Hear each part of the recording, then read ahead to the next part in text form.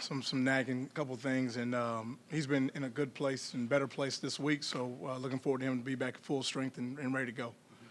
Missouri quarterback Brady Cook is completing about 63% of his passes for 7.5 yards. You know they got the three talented receivers. So how does the Alabama secondary, just step up this week? You know you got some injuries going on. So just Yeah, I think this time of the year, you start internal. Similar type game when Georgia came in here. Similar type statistics when completing a high percentage of passes. I think Beck had not thrown a single interception coming into the game. This quarterback here from Missouri has only thrown one interception on the season. 70% completion percentage. Really great job in an intermediate throw game, short throw game. You'll see them push the ball down the field, and they'll take their shots. And so you got to start internal. You got to look at what we do well. We got to look at areas that we have to continue to improve on. We got to get healthy physically, mentally, all those things. And we got to put a plan together and go play. We know, I think at this time of the year, every single team is probably dealing with something, maybe a guy down or some type of adverse situation that they're going through. So there's a little bit of a next man up mentality. But I think you guys have heard me sit in front of you for a while, talk about depth for a long time. And I think what you're seeing come alive right now, maybe like an 18-year-old guy, Bach, who just had his first career interceptions at Tennessee, but maybe a month and a half ago wasn't maybe the caliber of guy that he's kind of trending into now. So we know that through the back half of the season, we got to continue to develop the depth of the roster. I think we're in a situation like most teams right now where some of these guys that maybe were not starters at the beginning of the year, we're relying upon to have meaningful reps for us. And then at the end of the day, no excuses. We got to find a way to go battle in the SEC and go find a way to go get a W. Can you elaborate on the skill sets that you see on film from Luther Burton and Theo Weiss? Yeah, if you look at Luther Burden, I think he's going to end up being a high draft pick. Very good in the intermediate throw game. He runs your whips, your pivots, your option routes. He has the speed on the GPS and on film to take it over the top, create separation. He's a friendly target for the quarterback, and they find ways to get him the ball and find ways to make sure he gets his targets and his touches.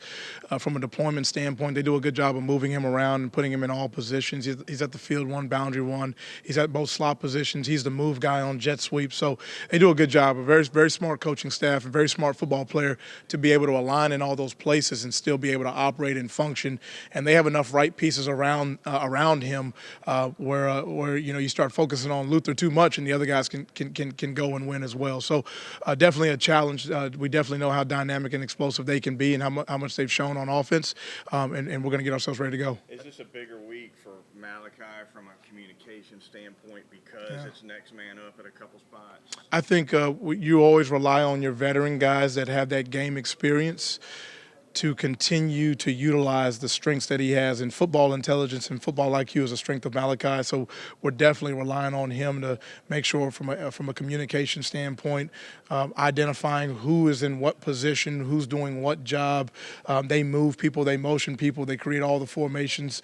I think communication is going to be a big piece, and being able to line up, get our eyes in the right place, win the pre-snap through a clean progression and clean communication, and then be able to line up and do our job and play and win. Have you seen defenses put a lot of attention on Luther? Statistically, the production is probably not first-round production necessarily. Yeah, I think, anytime a guy has a really, really good year like he had last year, you kind of go into this second year and he's going to draw a lot of attention, which I think he has. You're definitely identifying where he is every single snap and knowing, what from a deployment standpoint, where they're putting him. And so he's going to draw a lot of attention. And I think that's why you're seeing some of the numbers of the other guys come alive where the ball has been spread around a little bit more to some other guys. Weiss, number one, has done a good job for them all year as well. So we're aware of all the playmakers they have, and we certainly know we got our work cut out for us. We got to get ourselves lined up, get ourselves in a good space to go play and compete and win. When you see receivers kind of running free on some deep routes like you did last week, what is kind of your assessment of that, and what do you do in order to fix it? Well, I think every single coverage you run, you're always starting with the four vertical throw game and, who's responsible to be over the top. Sometimes on film, maybe at the end of the play, it may look as if a guy is in the vicinity of a guy. Well, he's supposed to be there and be on top. Well, you got to know the entire coverage concept, how you're pushing coverages and who's really supposed to be there. Ultimately, we just need everybody to do their job, and I think staying on the upfield shoulder and staying on the upfield shoulder routes and winning in the deep part of the field, something we got to continue to emphasize and put an emphasis emphasis on. And ultimately, we got to erase over the top and big shots over the top. So, it's a piece of the offense. It's a piece of what people are trying to do. You got to stop the run. You got to win situational football. You got to win in the deep part of the field. You got to set edges. You got to make sure they kick the ball in the red zone. And, winning in the deep part of the field is a big part of the what an offense is trying to do, something we got to continue to take away. Would you say schematically maybe those deep shots are something that offenses think they're invited to take because maybe other things are taken away? Well, I think if you're playing post-safety spacing sometimes, and, it's, a lot of people on film right now, a lot of who they are is very evident. So, if you're seeing some of these zone situations where people say, well, how can I get a guy up the seam maybe? And we're always combating, trying to find ways to combat that, how we're leveraging routes, how we're staying over the top of things. So we know copycat things will show up at this time of the year. A lot of September football, when you come out of training camp, you're using rules. People are still trying to figure themselves out. People are trying to figure each other out. When you get 7 and 8 games in, there's a lot of video evidence of things. And so, copycat plays will come alive.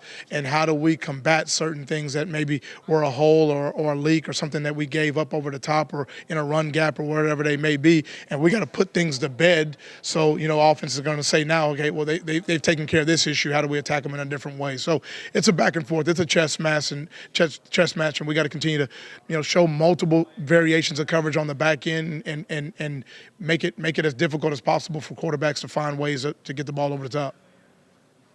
When you get to moments like this where there's been a few losses or maybe the external noise is kind of getting loud, is that where having been a head coach is helpful for you? I remember at one time at Buffalo, we started the season off at 0-3. We had a tough loss against a really good Coastal Carolina team, and how do you you're 0-3. You started the season off tough, and we come back and we're able to rattle off I think 6 straight wins and get ourselves different league, different scenarios. But you can learn from the poise that you have to have in adverse situations. Really what comes alive is the DNA of who you are. So you lose a tough game on the road to Tennessee. There's lessons to be learned through every single thing that we do.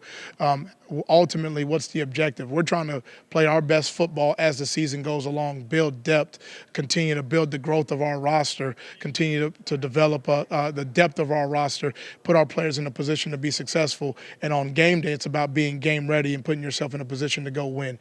Every other thing that doesn't really involve that is noise and distractions. Now, they can be real, and so the mental toughness piece is, can you block out things that decrease our chances of winning and focus on what it takes to win?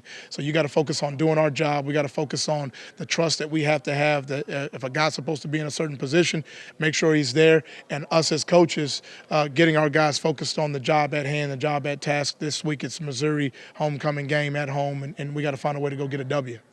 You were a little backpack off of that, but you were talking about it's back half of the season, morale is getting a little low, players are getting tired. What are you and the coaching staff doing to keep that morale high and getting ready for this game? Yeah, I don't know about the morale piece. I mean, I just think right now it's just football's hard.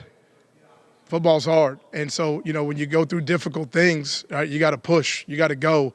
And the only way I know how to really grow your toughness is how do you maintain, a really good mental space and focus on what it takes to win. It really is that difficult and that easy at the same time. How you handle the hard things through October, through November is really going to really be the difference. If it was an ability thing, they wouldn't be here. We have the ability, so we got to make sure we're focusing on making sure we're doing our job, making sure we're focusing on the details, fundamentals and technique and scheme, what to do, how to do it, and why to do it, and going out there with a chip on your shoulder, a competitive edge to go out there and play our best football as we get into November. You were talking about maintaining. What have you liked about this team, and what have they maintained this whole season? I think a great question. I think our guys keep showing up. Going on the road at Tennessee, we didn't get the end result that we wanted, but we certainly gave ourselves a chance. You come away, box interception. Malachi has an interception. There's a ton of great moments, a ton of guys competing their butt off. Keon pushing through what he had to push through to show how much he loves this team, how much he loves this program, how much he loves Alabama, and he's out there competing. Damani Jackson. We got so many guys that are giving every single thing that they have. It's really not hard, to look each other in the face and know we have each other's back. We can't can't be a prisoner of any one moment. So we deal with a difficult situation, and the strength and the really identity of who we are is going to really still be told throughout the last 5 games and the last back half of this season, and what we can make of this team and what we can do coming down the stretch. So, we can't be a prisoner of an end result. We got to stay focused on our process. We got to detail our work. We got to do what we have to do throughout the week, our film watching plan. It really is focusing on your process and your plan, and then getting yourself game ready on Saturday to go out there and play your best football. We got a locker room full of guys that have really been committed and shown the strength and the togetherness of pushing through a lot of stuff through this season. So I'm proud of where we are. I'm proud of the guys. We're going to fight our butt off to get 1-0 one more week, and then we'll get to our bye week and see what we got to do moving forward.